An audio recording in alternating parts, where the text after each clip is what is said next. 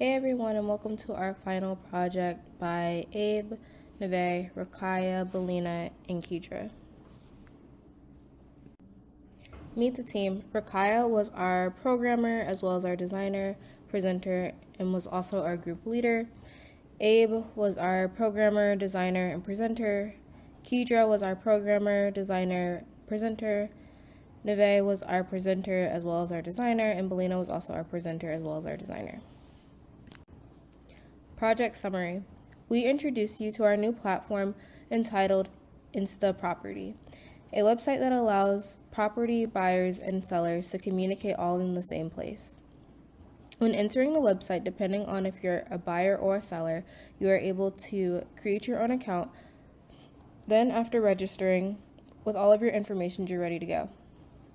InstaProperty aims to redefine the real estate journey by bringing buyers and sellers into one single intuitive platform. With creative welcomes, advanced search options, and personalized wishlist features, InstaProperty strives to make property transactions a delightful and hassle-free experience for every user. For our user interface, the sign-in page featured a streamline of intuitive interfaces as well as essential form fields including the first name, the last name, the email address, the password, sign-in information that you would typically see. From there, we had our form validators ensure the data and security. We checked for the emails, we checked for the unique names, we checked to see whether or not people were repeating the same information or essentially putting in fake information. We also set a password length of at least 8 characters. For a successful sign up of the email or the password, you can then log into your account.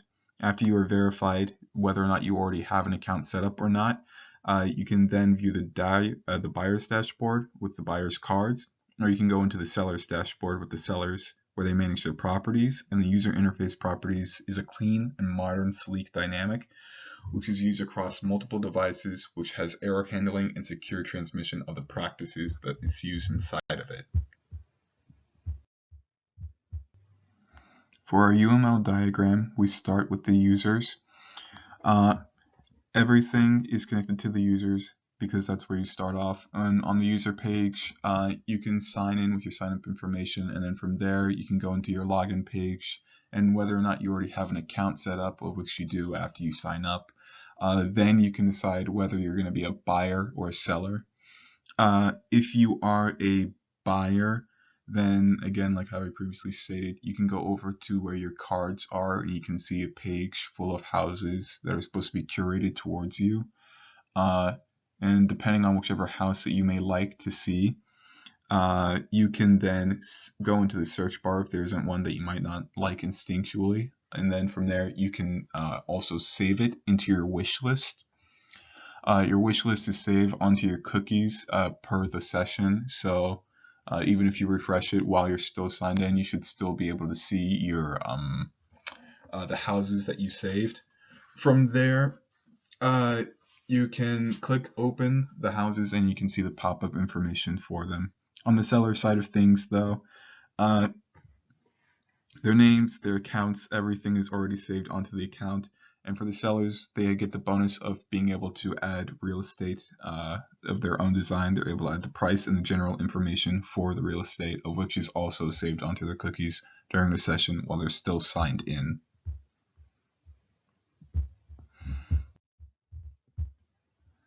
For our PHP implementation, we have several parts that we were going to discuss, that being the adding data, retrieving the data, securing measures, optimizing performance, and scalability strategies. For the adding the data, the user and the property data is securely added to the database using PHP functions. We're protecting against SQL injections that are going to be implemented in case they ever are. For the retrieval, PHP retrieves property data from the user's dashboard, and HTML content dynamically adapts based on the real-time database results. Security is robust in that it implements validation and encryption relevant to the SQL injections in case they happen. And HTTPS ensures security, data transmission, optimizing performance. we try to consider for pagination and also consider the effective chance of caching strategies for improved performances. Ideally, that's really good for if you're trying to work inside of like a much larger project too inside the future. We did keep that in mind while we were working inside our PHP implementation, but also with the limitations. For the scalability strategies, we load balance and potential sharding explored for scalability. In the CSS, the margin and padding was set to 0 so we could have more control over the styling of all the elements. In the header, we use Flexbox to align the business name to the left and the link to log in and sign up to the right. In the container, we have our basic styling for the container itself, the headings, paragraph tags, etc. There's a section for the form, which basically displays each label, input and select as block and full width, and adds some padding and margin for stylistic purposes. Then moving into the property card, Flexbox is used again to align each of the properties into in the dashboard. There's a box shadow on each of the property cards, along with padding and margin to space them out even more. If a seller is logged into the dashboard, they have the option to fill out a form that asks them questions about the details of the property, the address, the square footage, the price, and so on. But the CSS class is applied to the form that is used each time the seller needs to add a property. In script.js, there's an event listener that listens for when the page loads. Once the page loads, it loads all the properties in the dashboard as individual cards. There's a search function that has an event listener that waits for a search term to be typed. And when those keywords are typed in, it uses those keywords to display whichever property matches the search term. The validate sign up form gets each element from the form by ID and assigns it to a variable, then uses a nested if statement to verify all the fields have been filled out. It verifies that the password is at least 8 characters long. It verifies that the passwords match, and it also verifies that the email is valid. If any of those are false, it'll display an error, and if it's true, it means that the user has successfully signed up for the dashboard. Similarly, validate login form verifies that the username and password have both been filled out. When a seller adds a property to the dashboard, they'll fill out another form to add the specifications of that property. The function name validate property form gets each element by ID and assigns it to a variable, and verifies that each part of the form has been filled out before posting it to the dashboard. IsValidEmail is a separate function used to validate the format of the email address used during sign up, and this uses regex.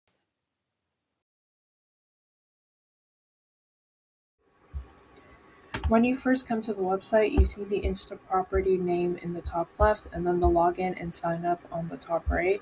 Then you're greeted with a collage of property images and a little introduction as to what our site is and how it's useful for both buyers and sellers. At the bottom of the page, you can go ahead and sign up. So if you create a new account, say test user 3, test3@gmail.com, and then you can pick from a seller, buyer, or admin type of account. Let's use a buyer account. And then you create your username. Let's say test3 and a password. Test1234. Confirm your password 1234, and then you accept the terms of use in the privacy policy and you sign up. This form also has validation just to ensure that all the fields are correctly signed up. So for instance, if I forget to accept the terms in privacy policy, then it won't let me sign up. It will tell me that I have to check this box to proceed. So let's click sign up. Once you do that, it tells you that you've successfully created an account and please use your login details below to continue. I just saved this username and password to Google, which is why it auto-filled it into the username and the password. Again, this also has form validation, so if you're missing either the username or the password, it will let you know. Also, if you put in the wrong password, it will also let you know. So let's put in the wrong password. It'll tell you incorrect username or password. So let's log in with the correct information. When you log in, then you are greeted with the dashboard specific to your account. So this is the buyer dashboard for test. And that is the basics of how the sign up and the login form work. You can also go to the top right and click under your name to see your menu options. So when you click log out, it logs you out of your account and you're taken back to the home page where you can log in or sign up with a new account once again. For our seller dashboard, our approach centered around providing sellers with a comprehensive overview of all their properties. So a seller dashboard serves as a centralized hub where sellers can gain valuable insight into their properties. By adding properties to their dashboard, sellers can identify which properties are for sale, for rent, or are currently off the market. They can also see a snapshot of the property details, including the price, the number of bedrooms and baths, the total square feet, and the address of the property. Now for the seller demo. So if you log into a seller account, we are greeted with the seller dashboard. It tells you welcome to your seller dashboard, name, which is tester, and then you can see a list of your different properties that are associated with your account. So we have property 1, property 2, property 3, property 4, and whether they're like for sale, for rent, or off the market. In the top right hand corner beside your name, you can see that your only options are either to view your dashboard, which redirects you here to your seller dashboard, or for you to log out. There's also an add property card. So if you click on the plus button, it takes you to a form where you can add a new property. So let's add a new property. Let's say property 6. We're going to go with an address. We're going to say Nashville. And then for the state, we have an option where you can pick one of the states, either Georgia or neighboring Georgia. So let's say Tennessee, and we are going to have a zip code of 37914. This is actually Knoxville, not Nashville. And then for the price, you can enter a number for the price. So we have $434,900. This is a house, and we are going to list it for sale. We're going to say it has 4 bedrooms and 2 bathrooms, and it is 2,013 square feet.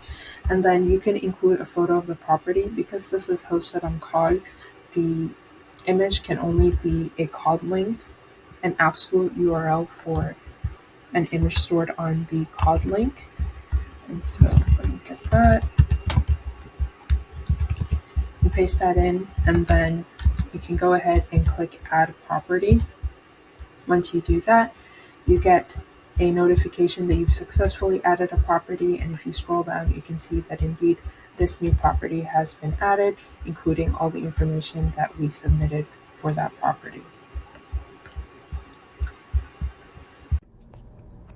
In crafting our buyer dashboard, our team prioritized a more user-centered approach to elevate the overall experience.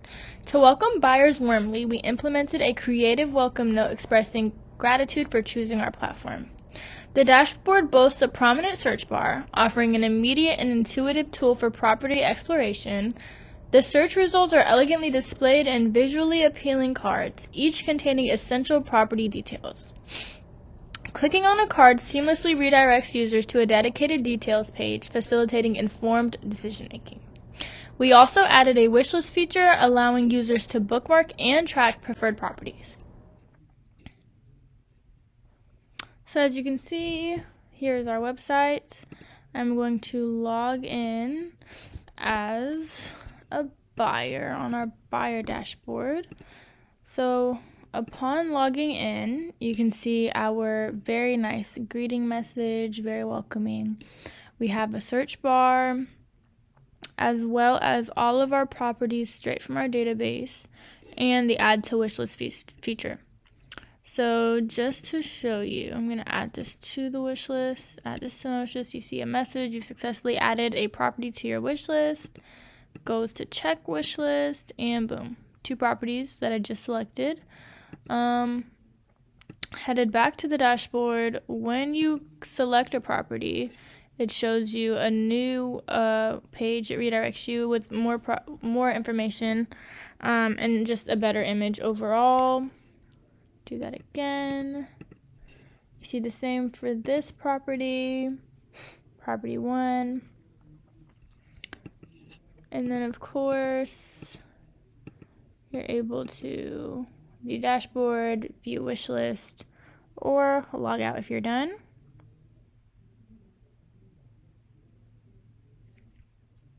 And we are done.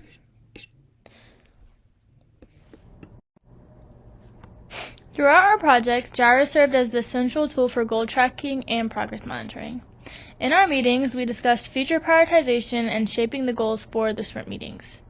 Along with sprint meetings, we held daily stand-up meetings on Discord, maintaining constant communication, with the team reviewing progress, setting objectives for the next session, and while all documenting it on Jira. This iterative cycle of planning, development, review, and enhancement persisted until the project met our predetermined expectations, as well as the professors, signifying its completion. The Agile methodology fostered flexibility, adaptability, and effective collaboration among team members, and could have been bettered if we had more time. Using Scrum made it easy for our team to break down each task and determine who would be doing what. It was clear and easy to see how each team member was playing a part in the overall project. If there was a task that needed to be complete before your task, you could keep an eye out for when it was completed. And lastly, by using this method, you can see that each project requirement will be covered by someone on the team.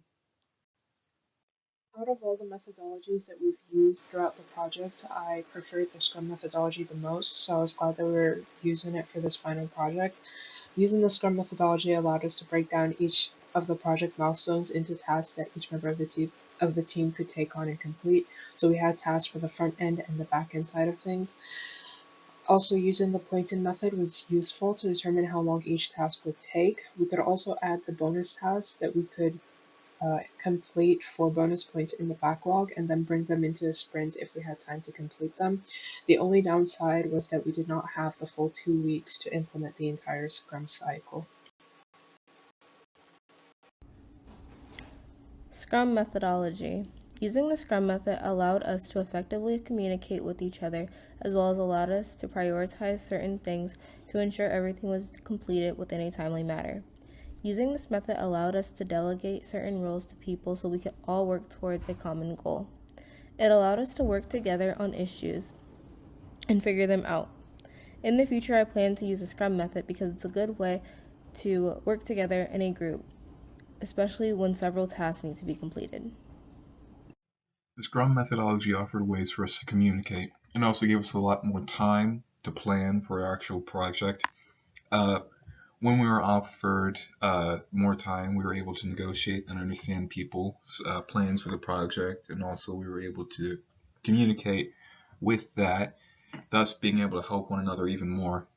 The head start really helped because when we were able to plan, it helped us essentially get a start on the project earlier.